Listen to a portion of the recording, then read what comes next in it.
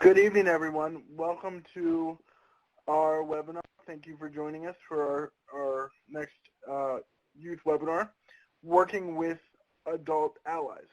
My name is Matthew Shapiro, and I'm the current chair of the Kids as Self-Advocates Board, and I have the privilege of introducing Savannah Logsdon-Breakstone as our keynote speaker this evening. Savannah Logsdon-Breakstone is an autistic adult with several disabilities. She started out doing children's mental health advocacy in Pennsylvania at the age of 12 and has since been involved in both state and national levels in multiple advocacy areas, including class, rural, and ID and DD advocacy. In addition to working with ASAN, she writes multiple places, including her personal advocacy blog, Cracked Mirror in Charlotte. She lives in rural Appalachian, Pennsylvania with her dog and cat and is looking forward to helping with the family business of doing freelance captioning in the near future. It is my pleasure to welcome Savannah to the webinar. Hi, thanks. So as Matthew said, I'm Savannah. And today we're talking about working with adult allies. There's a little bit more about me on this slide here. I started doing advocacy when I was 12. I was very active in youth organizing in my teens and early 20s. I've done state and federal level policy advising and nonprofit boards. I'm currently on the Pennsylvania Developmental Disability Council, Pennsylvania Statewide Independent Living Council, and various advisories for the Pennsylvania Office of Developmental Programs, and vice president of a state-level organization called Self-Advocacy United as One, in addition to my day job doing ASAN social media. So what do we mean by adult allies? I mean, obviously they can help you. These are people who, they're not youth anymore, they're not young adults, but because they're supportive and continue to believe in the idea of youth advocacy and activism, they're allies.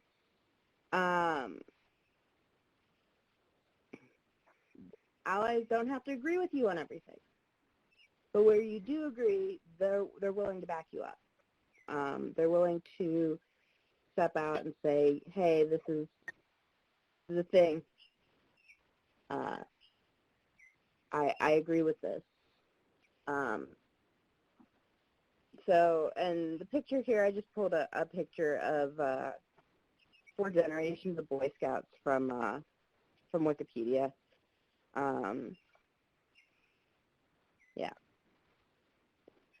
So what would we do with adult allies? And, we have groups. What would we do with them? Well, adult allies can do, a lot of different things. They can take a lot of roles. They can be a fiduciary, which is somebody who is the legal person that's handling your money. And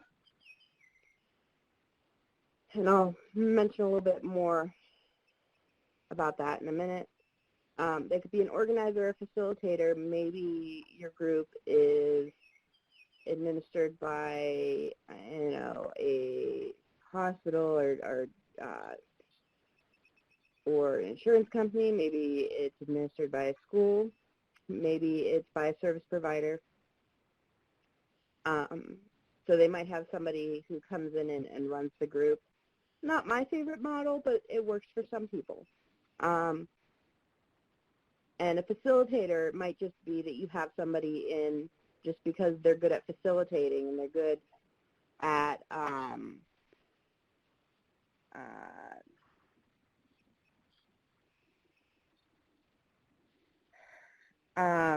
they're good at sorry. They're good at making sure that everybody in the group is heard. They are good at stuff like making sure that you stay on topic, that sort of thing. So they do the kind of the technical aspects of running the meeting. And depending on how your group runs, that person could be in charge, or it could just be there to support whoever is in charge. Could be a supporter. It could just be the person that's always willing to give everybody rides. Could be the person that's always, you can rely on them to donate, or, if you're having a fundraiser, to participate in the fundraiser, or is willing to help set up. They could be somebody running another organization. Hold on a second.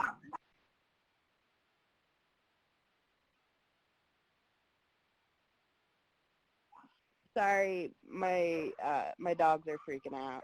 So, yeah. So, anyways, could be somebody running another organization. You might have connected with them. They might have offered to support you or help you. They might want to work on a project with your group. You might also have them as an advisor. A lot of schools, when you have a youth-based group or organization, will require that you have a teacher, if you're, in high school, or a professor or other faculty member if you're at college, be the advisor for your group. And what that tends to mean tends to vary. Some advisors are just like, yeah, I'll put my name on the paperwork, don't do anything, that's against the rules, and I'll continue to be your advisor. Some of them want to help run it. That is a very wide range of things, but that is a role that a ally can play. They could also be a teacher. They could be somebody that you bring in because you know that they have the skills and experience, and you have them give a presentation or a lecture. Maybe your group wants to learn more about police brutality, and so you might invite somebody that isn't a youth but who is very experienced in teaching other activists about issues around police brutality to come in and talk to your group. There are other roles that I haven't listed that an ally might play. So feel free to think for a second about what other roles that an adult ally might play in your group.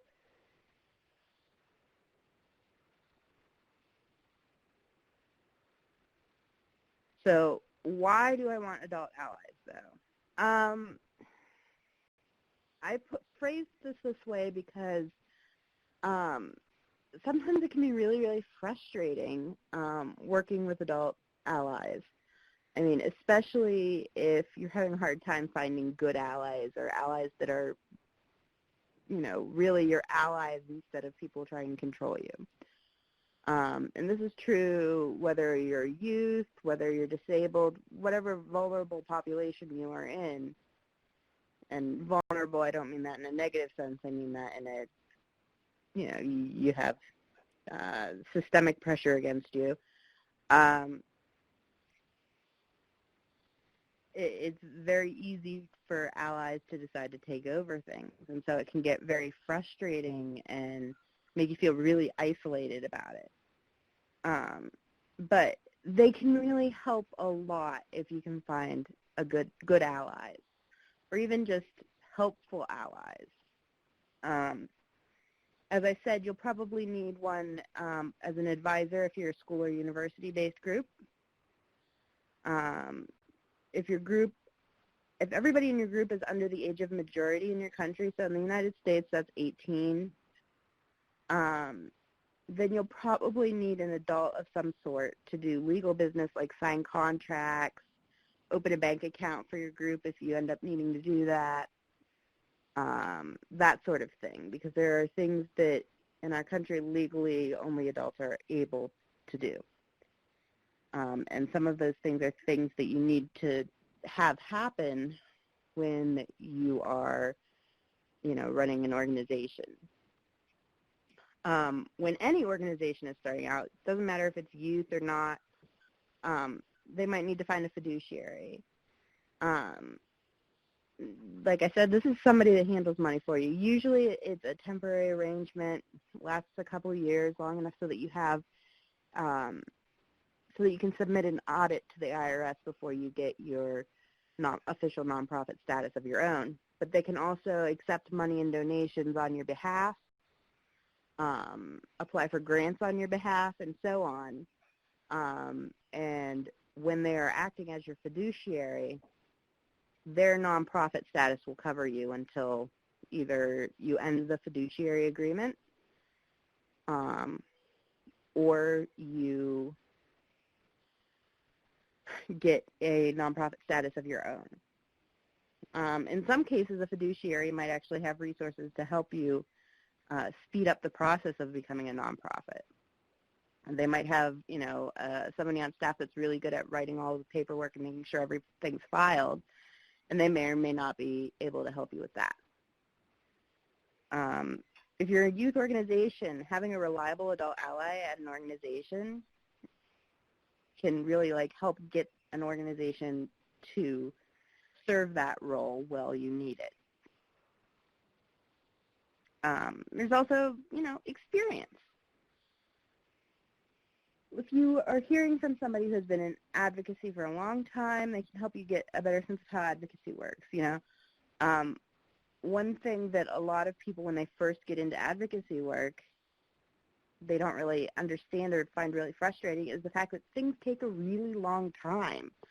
I mean, there's things that I was working on when I was 14 years old that took until I was 24, 25 to come to fruition. This stuff can take a long time.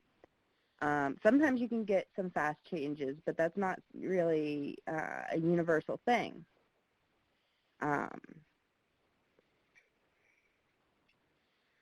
And there's also, just the fact of, well, how long is it going to take for the IRS to send me a letter back telling me either I'm approved or I need to do something differently, that sort of thing. That news can be very, very important. And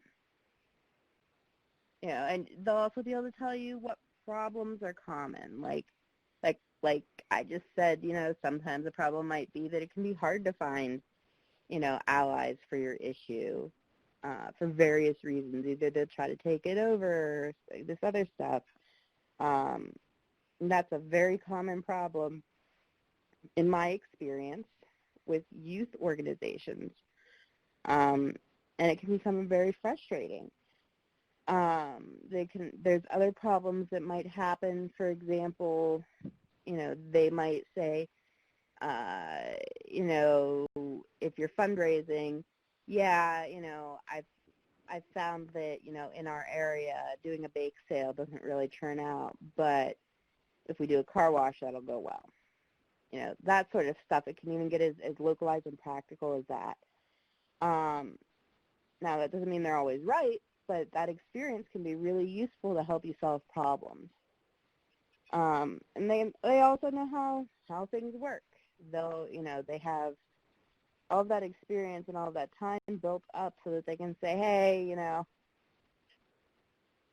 I know you're talking about doing this. We did this other thing to do something really similar. So maybe you might want to try that approach, or, that sort of thing. They might also be like, hey, so I know that you guys have been sending letters to the editor and it hasn't really been going over. I know that if you say this specific phrase, that the editor at that newspaper is more likely to accept your letter to the editor. Or they might be like, hey, I know you've been talking about trying to contact this official's office and you haven't been getting through. Don't tell them I gave you this, but here's the email of one of their staffers that is more likely to get them to actually respond to you. That sort of thing can be really, really useful, and a lot of that knowledge isn't really something that you could just go out and Google for a lot of reasons. Not the least of which is that some of the information is stuff that people purposefully don't put out there and make widely available. it can be really frustrating for an elected official to have everybody know that if you email this one staffer that you're always going to get a response, because then everybody is emailing that staffer, and it doesn't work because that staffer doesn't have enough time to respond to anything. So being able to build that network that includes adult allies can be huge for that sort of thing. They might also have information you might not be able to find the answer to yet.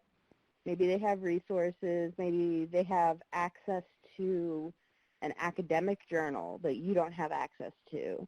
Or maybe they have a subscription to a magazine that you need information from.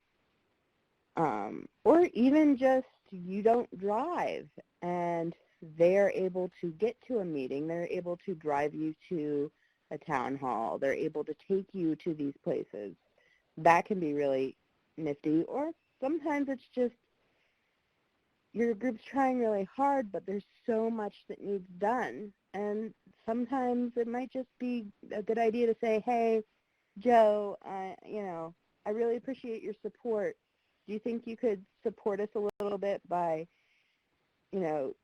giving us some, doing some research on this and telling us what you find?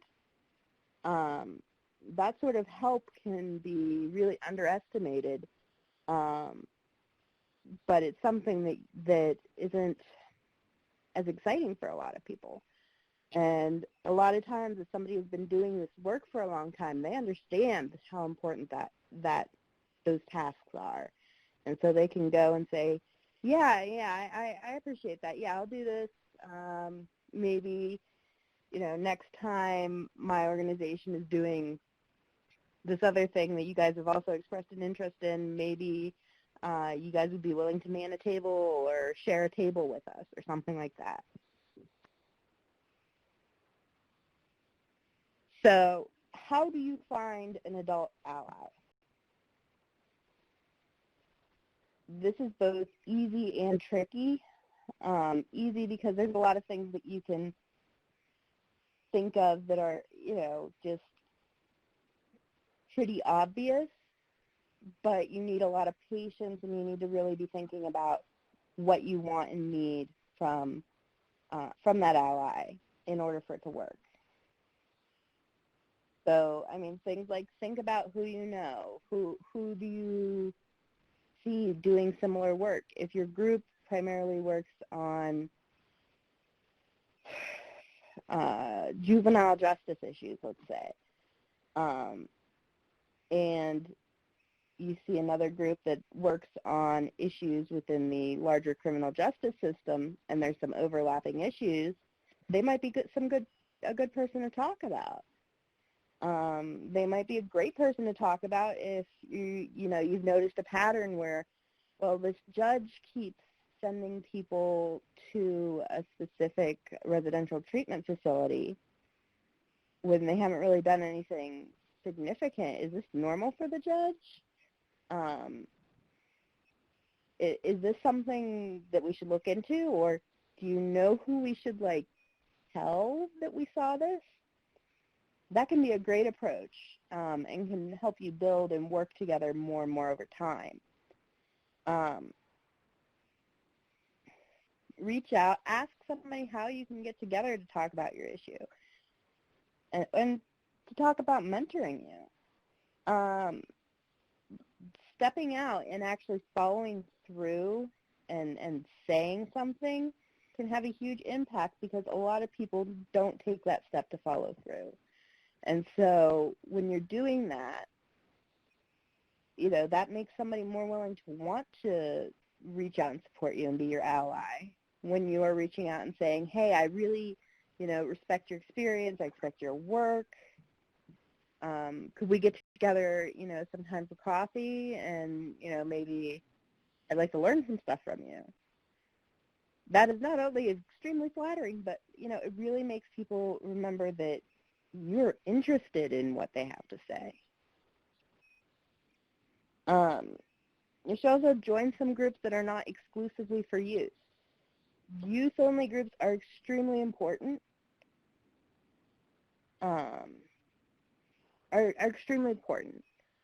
I mean, I'm going to be frank, it can be an amazing thing or it can be a difficult thing. But having that setting where your age is not counted against you is just an amazing experience, and can really help you look beyond your age as far as, where you're going next. It was really, a formative thing for me, and it allowed me to learn so many skills. But joining groups that are not just for youth can give you a broader sense of the issues. It can connect you to new contacts, new people that can be allies, but it can also mean that you end up being a source of information for your group. And you end up being one of those points at which the group has connections to the larger issue community. Another great thing, look for former youth leaders. They're going to know what the problems are with being, running a youth organization. They're going to know what kind of difficulties you're going to face. They're going to know what you need to, deal with for the most part. And chances are, if they were former youth leaders, they believe in youth voice already. You've already captured an entire hurdle that is huge.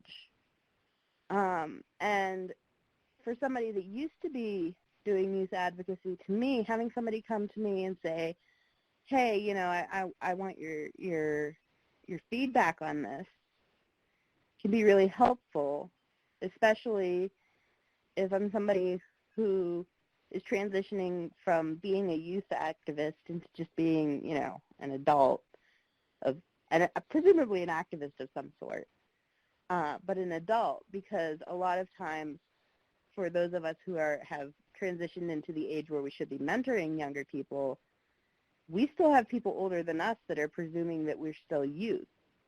And being able to go, hey, I don't really have the experience necessary to, give you that information yet. But I know that Bob over here and Tanisha over here, they're running this group that, has people that are in the age range you need, that are having those experiences that you need, that are having that on-the-ground, connections that you're looking for. And I think you really need to talk to them. And that can open up huge opportunities for you.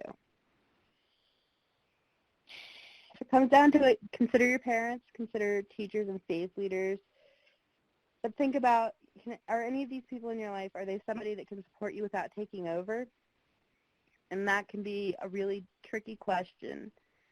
There are definitely people that fit any of those categories and more who will have a tendency to try to take over. They just don't quite get that what you're asking for is, a little bit of support instead of, can you do this for me? And that can be a really tricky thing to navigate, but if you do have somebody that is able to deal with that, to deal with the fact that they're there to, support you, not to take over, a parent or a teacher, a faith leader, or, former employer, anything, they can be a great place to start thinking about if you don't have access to a larger advocacy community yet. So what makes a good adult ally? So you're already thinking, okay, I know that, if I do this, if I want to do this, these are the things that it would be good for, and I have some ideas of how to start looking. But you need to make sure that you're not just getting somebody that's an ally in name only, right? What makes a good ally for you and your group might be different from another group based on your needs. There are some groups that are we don't want any leadership thing to go to adults. This is a youth organization. This is a youth-run, youth-led organization. but we recognize we need a fiduciary. There's other groups that are like, yeah, we don't really have a large enough group to really run this completely, but we have some projects that we want to run. So maybe if we work with this parent group over here, they'll be able to go, hey, yeah, no, we'll take care of all the logistical issues if that's, and the project, if you're willing to have our brand on it. There's a wide range of options that you could have, and each of those options have different needs. So here are some of the things that I would expect somebody to consider when they're looking at adult allies. Do they understand that you are in charge of your group or project? This is a big one. It is very easy for parent organizations or non-youth organizations to not really get the fact that a group is youth-run or youth-led or even just youth-directed.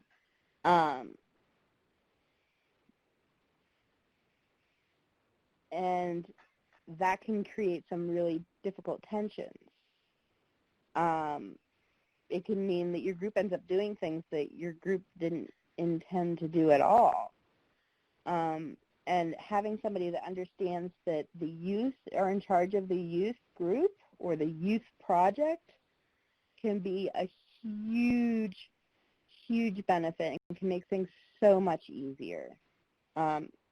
Does this person understand why youth voices are important to the conversation? They might understand you're in charge, but not really take you seriously, like take your project seriously. They're like, yeah, you're in charge, you do your thing. I'm going to be over here, but they're not going to uplift your voice if conversation happens. And that can be such a useful thing, and so you want that. You want them to understand that, when youth speak about the issues that are impacting their lives, they're speaking from a much more immediate experience. And that can be the difference between a policy being successful and a policy crashing and failing and not being able to tell where. Things have changed immensely in the 12 years since I was in high school. No, 11 years since I was in high school, sorry.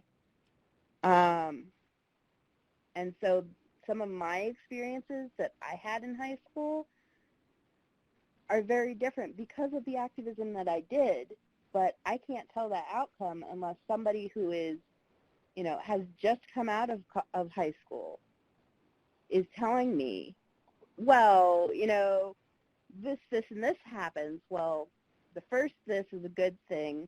Second this is the same thing I went through. And the third thing is an unintended bad outcome. And without talking to people who have literally just come through it, I wouldn't know that.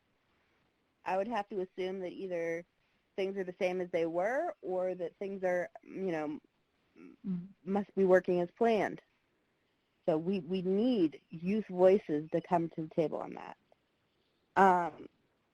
Do they agree with you on one or more of your issues? So the amount that they agree with you, like the variety of issues they agree with you on, is going to vary depending on how closely connected and integrated into what your work is and how you operate. But you can have somebody be an ally who agrees with you on one issue, and so when you're doing something on that one issue, they're there and they're going to stand up and they're going to promote you. They might, kind of ignore you the rest of the time, but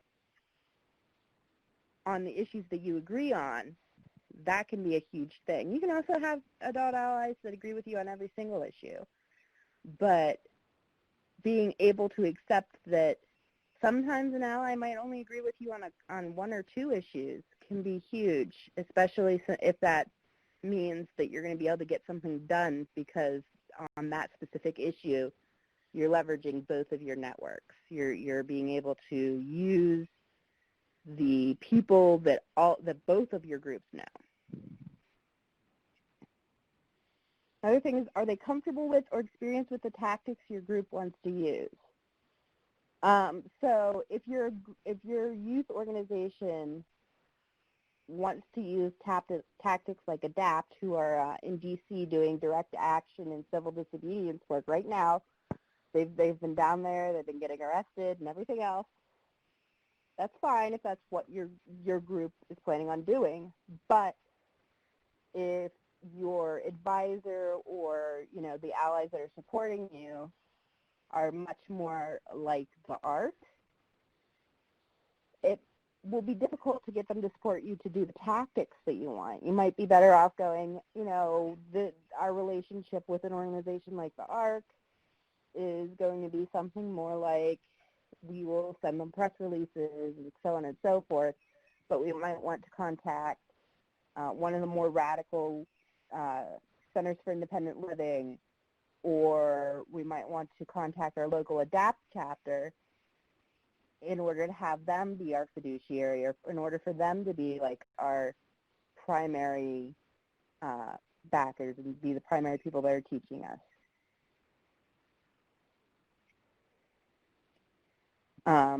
On the other hand, if you're somebody that's wanting to do much more like of the person that sits in the room negotiating after ADAPT is done, having ADAPT be your person, that can be a little bit difficult, because not necessarily because of ADAPT not understanding that. ADAPT is really great at understanding, that you need to do all the approaches. But if they think you're owned by ADAPT, it can be harder to get in the room in the first place. And that's horrible. And everybody might know that you're on good terms with ADAPT, but if instead you're under, I don't know, another organization, a local organization, something like that, then they'll be able to both feel like they're not being manipulated by ADAPT, but also feel like they are, giving something to ADAPT because they know that you are friends with ADAPT, if that makes any sense. It's a really complicated, power thing. But basically, try to find allies who,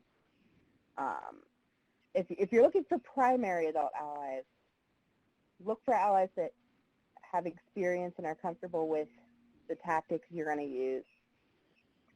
Although you should definitely have some allies who are more of the, hey, we're working on the same project, let's do something, sort, with broad contacts or broad tactics.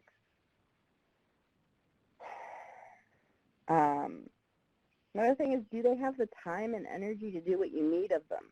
If what you really need is somebody to, give rides so that your members can actually come, then, and the person doesn't have a car, then that's probably not the person that's ally that you need at that time. If there's somebody that is working a full-time job and has very young children, maybe right now is not the right time to approach that person. Maybe, you wait a couple of years for their children to get older so that they're okay leaving their kid with a babysitter when they come and support you. There's a lot of consideration when you think about the time and energy aspects. There are some people who have a ton of time on their hands and want to help. There are other people that say, hey, I can only really give you 5 to 10 minutes right now, or, I can answer your emails, but I don't really have the time to fly out to where you guys are and attend your event. That's fine. Just make sure that what you're asking of the ally is what is within the realm of what that ally can give. You can push it a little, but don't go to the person who has a 1-year-old and a 2-year-old and a full-time job and ask them to be in charge of everything. That usually is going to make the person be spooked. Yeah. There might be other issues that you might need to think about. So think about what your group needs, what sort of attitude your group members have about allies. Make sure that everybody at the table understands what is expected as well.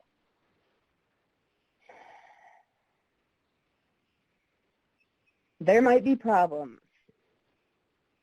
Problems happen when people work together, but great things can happen as well. So the idea is not, well, there might be problems, so we don't do the thing. It's, okay, so these are the problems that might happen. So we're going to plan that if any of these things happen, we do this other thing. So a problem might be, I think there might be problems with my fiduciary and I want to change them in a new one. This is a very real problem. I know many groups that have had this issue. One group that I'm thinking of, the fiduciary was doing things that was really shady, like not letting the group know the details of their budget. They would give them a broad budget report, but not really break down how the money was being used. And that was not okay. Or we're avoiding giving an organization the information that they needed in order to file for an independent nonprofit status. When you have this problem, you will have to sit down with any of the people that are in charge of your group and go, okay, is there somebody else we can go to as a backup fiduciary? Figure out if that's something that you want. Send a professional but not pushover letter and say, hey, we really need this information. We're really, it's not okay with us. We need to have a meeting with whoever's in charge of that area. And preferably you'll know the name of the person that's going to be in charge. And those are just some first steps. There's a lot of information out there about relationships between fiduciaries and the people under them. And what you might, sorry dog.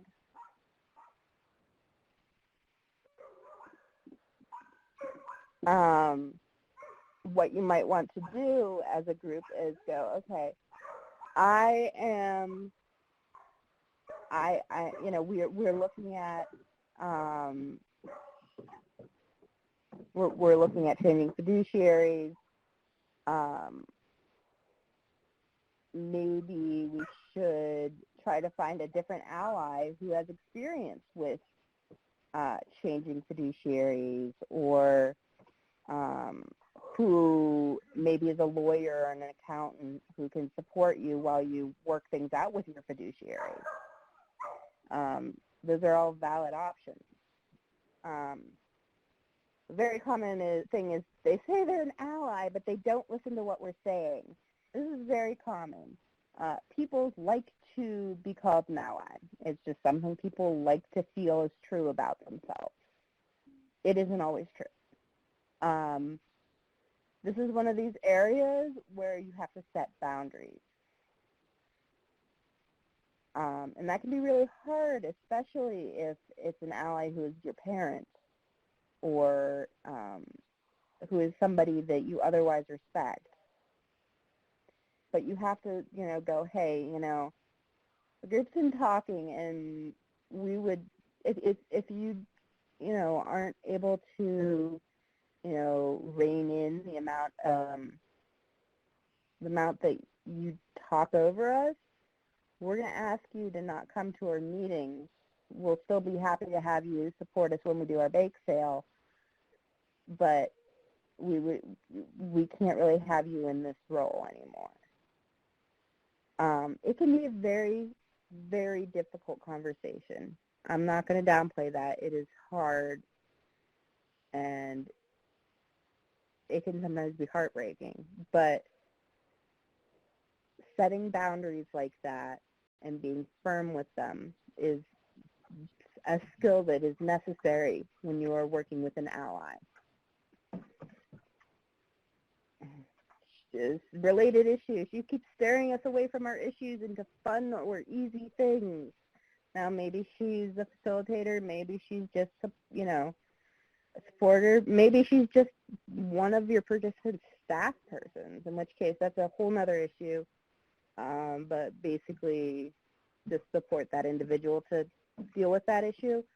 But you need to make clear to that person, as a group, the point of our group is to deal with these issues. We might now and again have fun activities, but that's not the point of our group, and you need to respect that. Again, this is a boundary thing. And you can say, I really appreciate when you do these things. How about we call you up when we are planning to have our next get-together for social time? It can be easy for a ally to look at you and go, hey,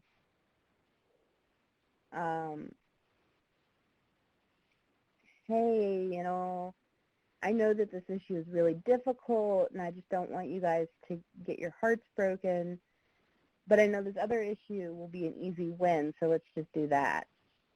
The difference between saying this is hard and this is going to be easier being a helpful thing or an unhelpful thing is really whether or not they're willing to allow themselves to recognize that in the end it's your decision, not theirs. Similarly, he wants us to take on an issue we aren't interested in.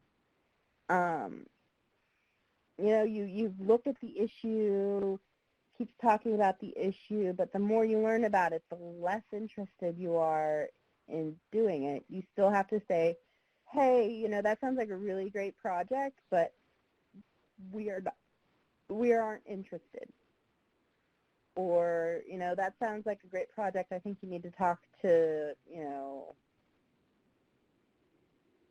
I think you need to talk to Chrissy instead, because she's really, really into that issue, but the group just is not interested in doing it. It just doesn't work for us right now. And this can be even true when it comes to a funder who may or may not be an ally. I've been in groups where the group has been offered money to do a thing, to advise on a project, but when we stopped and we looked at the project, we were like, this project doesn't fall within our mission and vision. That money is nice and we need money, but this doesn't work for us. And so we've had to find a way to be professional and say, while saying we're not going to do this.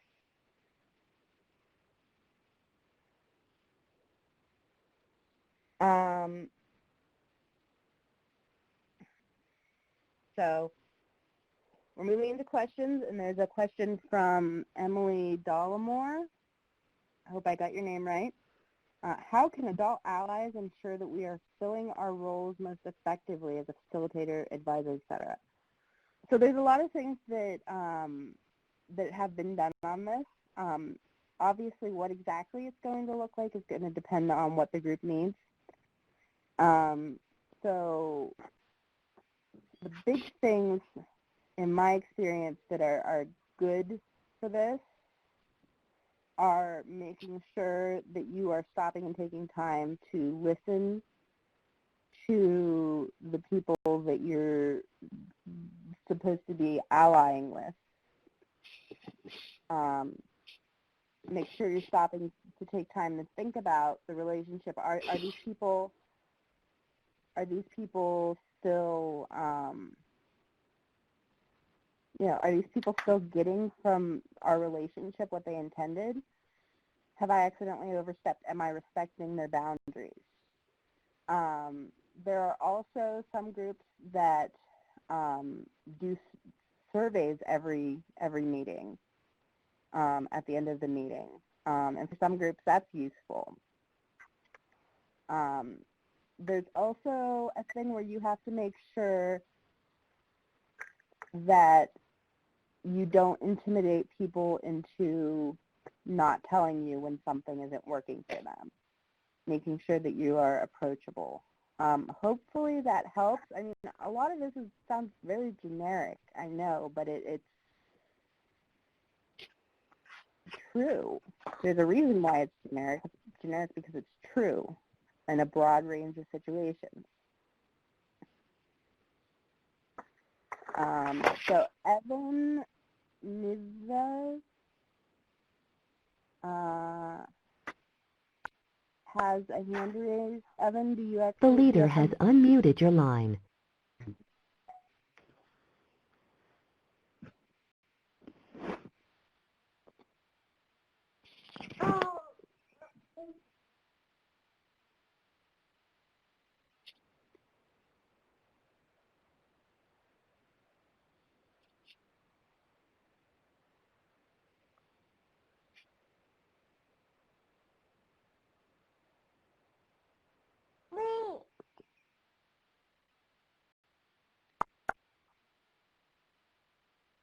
And I'm going to get to your question in a second.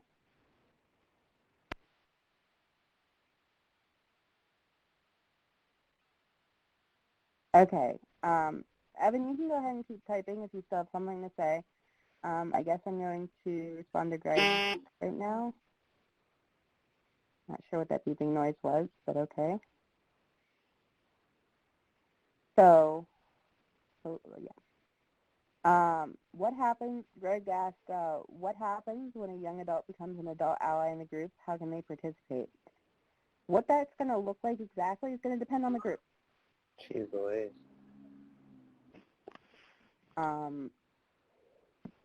Some groups say, I'm sorry, you're going to, you have to join another group and just help us when we ask. And some actually have specific mentor roles where they say, okay, you're now over the age of 25 or over whatever age the group has defined as being youth.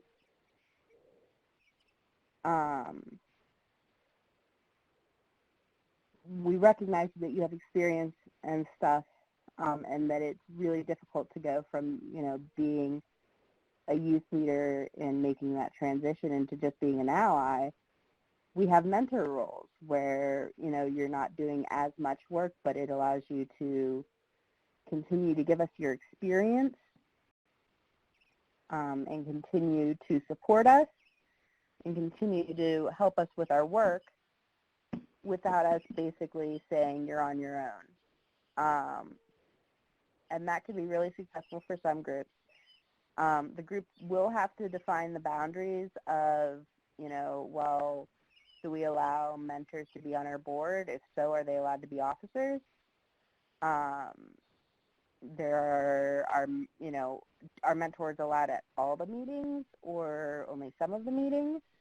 If they do come to the meetings, what are and aren't they allowed to do? And these are things that the group will have to set. I mean, I wish I could be more specific, but it really does come down to what the group wants and needs. An approach that I don't like that I've seen is the group looking around realizing that they did not start to include younger youth. Excuse me a second. Realizing that they forgot to start bringing in younger leaders, look around and go, oh crap, most of our board is reaching that age where they're no longer considered a youth, and then they bump the age up a year or two. So you really need to start thinking about that when that transition happens, when you're going to go from being a youth into being an adult ally yourself. You really need to be looking at who is going to take my place. Who am I making sure has a chance to learn from my knowledge and experience before I transition into a mentorate role, before I transition into an ally role.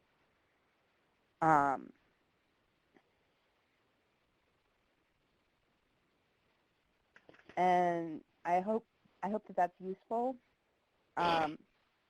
Evan got their question out. Is there training to learn when joining the group?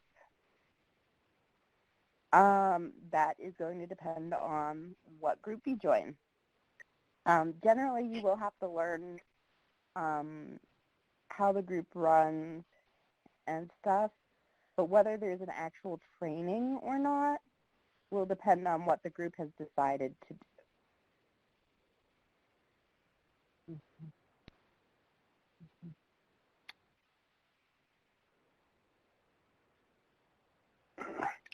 Does anyone else have any questions for Savannah as we are getting close to wrapping up?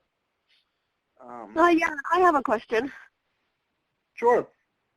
I was wondering something more personal. I just kind of was curious as to what your most accomplished goal is, like in your own head with all of this.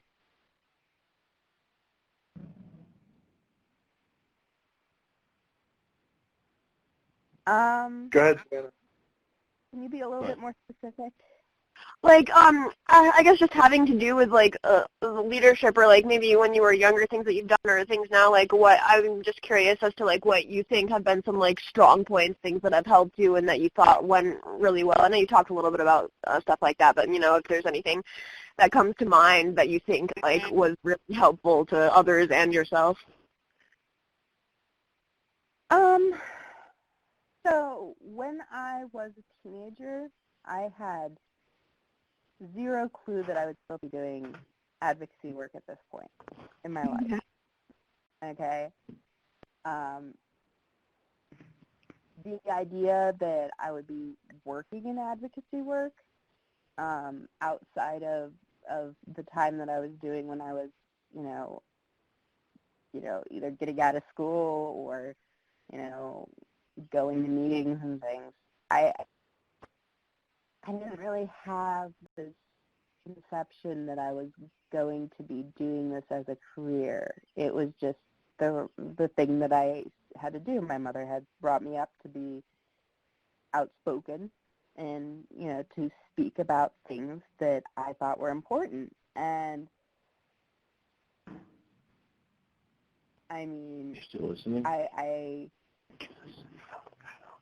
think that young youth me would have been very disappointed, but adult me is just really thrilled to have done a lot of things. I think that some of the big things have been, there was a white paper that was commissioned by the National Council on Disability about how we define home and community-based services that I helped collect the data for when I was young and did a little bit of advising on, that later went on to help shape CMS's HCBS final rule. And so that's probably one of the big things, and that one was definitely a thing where I was a youth activist and advocate working with adult allies primarily. And so that was just this huge, huge thing to have been a part of, and that I feel really honored to be a part of. I mean, I've done some other things. You know, I've worked on some other white papers on things like managed care, and in my state, I helped change some mental health care policy that makes sure that there are policies in place to protect LGBTQ people who are pursuing mental health treatment from centers that are run on state funds. Not centers as in inpatient, centers as in the office is run by the state. But I mean, these are things that I never expected to have as part of my resume. But they are things that I think that are really, you know, wow moments when I look back and think of all the things that I did when I was younger. And I'm not even that old. I only turned 30 this summer. So knowing that I have that experience is just mind-blowing and just such an honor for having a chance to do. Savannah, this is Matthew, and kind of going based off of, you know, kind of the comments you just made about your white papers and different things like that, and you may have touched on it already, but what do you find, or what do you think is your most proudest achievement as an advocate or somebody who's been working on these issues that you've been outlining for us this evening? But I'm still doing it. That's Say that again. all I can say is the thing that I am most impressed with myself for doing is that I'm still doing it. That I haven't given up, that I haven't stopped. I know a lot of people who have had to for very, very legitimate reasons. But for me, the thing on a personal level that I feel like was most impressive for me is the fact that I'm still doing the work. Mm-hmm. You know, there's about half of the youth organization, and it was a very small youth organization, don't get me wrong, that I helped run when I was like 19. About half of those people don't have any involvement in advocacy at all. Most of them are no longer advocates, but might work in systems that serve children that are like the children that they were.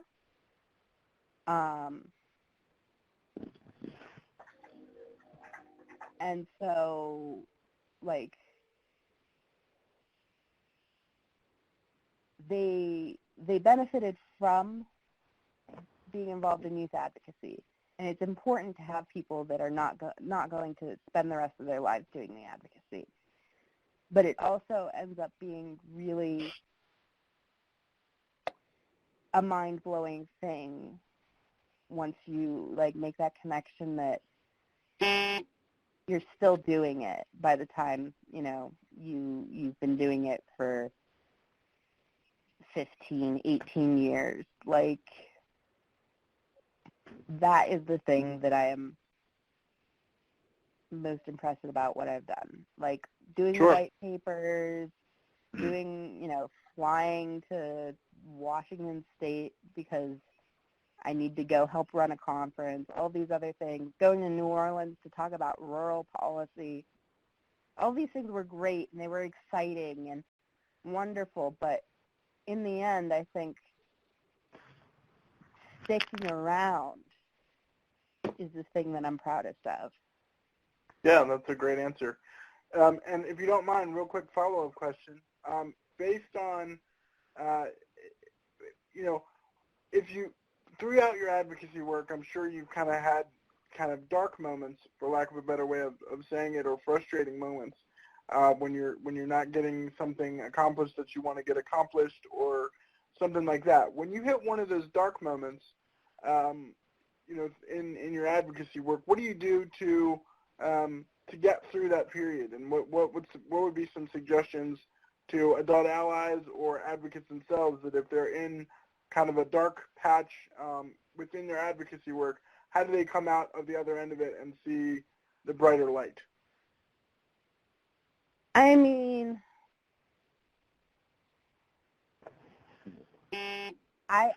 I probably don't deal with things in the healthiest manner. I tend to be one of these people that just throws myself into even more work and then end up a couple months in, I have like a time where I'm sobbing and then I don't do anything for a week and then I start up right again and keep working. Part of that, though, is because I'm stubborn. I think stubbornness is probably an asset when dealing with when things aren't going the way you need them to. It's really trying, and it can really hurt you. I mean, taking time to, like, figure out, okay, I have this list.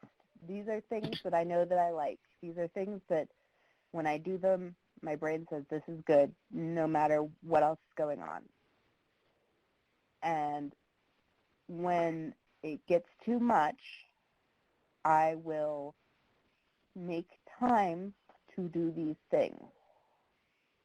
Now, that could be playing a video game that you've played 20 times. It could be, you know, watching that one romantic comedy that is a B-list movie, but, you know, it really allows you to have a good cry and get back to work.